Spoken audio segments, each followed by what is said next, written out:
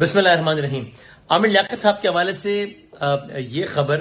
कि उनकी कब्र खोद के लाश निकाल के फिर उस लाश को एग्जामिन किया जाए, यानी कि पोस्टमार्टम किया जाए,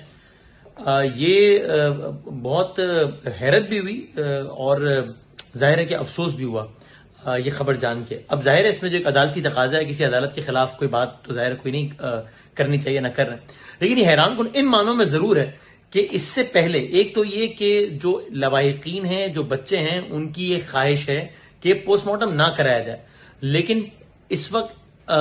फौकियत या तरजीह किसकी ख्वाहिश को मिल गई? एक नामालूम शख्स को, लिटरली एक नामालूम शख्स को, एक नामालूम शहरी को,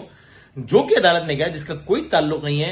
यानी कि कोई खूनी रिश्ता नहीं डॉक्टर आमिर लियाकत साहब से, जिसका पता नहीं क्या मकसद है, शायद ये कि जनाब वो आ जाए, जरा खबरों वबरों में आ जाए कि फलां साहब जो है वो गए अदालत में इस्तेदा लेकर, या जो भी मकसद है अल्लाह जाने। एक साहब गए अदालत में, उन्होंने कहा जी मुझे लगता है कि ये कत्ल हुआ है और जायदाद के तनाजे की वजह से हुआ है, तो इस बिना पर ये अहकामात दे दिए गए कि कब्र खोद के लाश निकाल के पोस्टमार्टम कराया जाए मस्जिद। और हालांकि इससे पहले जो पोस्टमार्टम के बगैर जो तदफीन की गई वो जाहिर है अहले खाना की ख्वाहिश थी, बच्चों की ख्वाहिश थी, और उसमें भी पूरा कानूनी तरीकाकार इस्तेमाल हुआ है। ये नहीं हुआ है कि अहले खाना ने ये कहा कि पोस्टमार्टम ना कराया जाए, बच्चों ने कहा कि पोस्टमार्टम ना कराया जाए, और सामने से स्टेट कहती रही कि नहीं पोस्टमार्टम कराया जाए, और बच्चों ने जबरदस्ती जो है वो लाश लेके दफना दी। ऐसा नहीं हुआ है। बाकायदा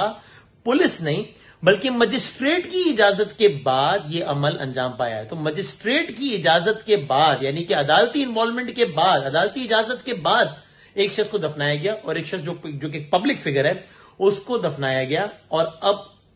एक दूसरा ऑर्डर ये आ गया जो कि एक नामालूम शख्स की बुनियाद पर आया है, और दूसरी तरफ बच्चों की ये राय है।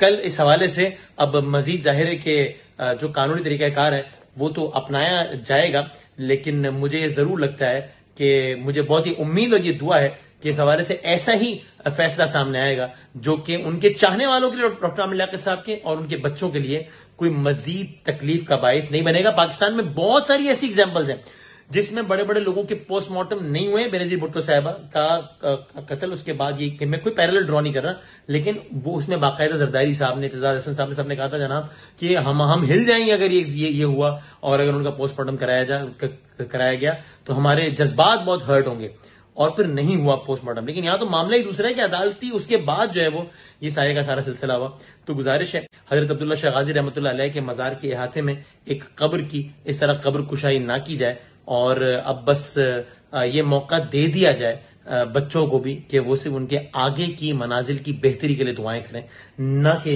इन चक्रों में उलझे रहें।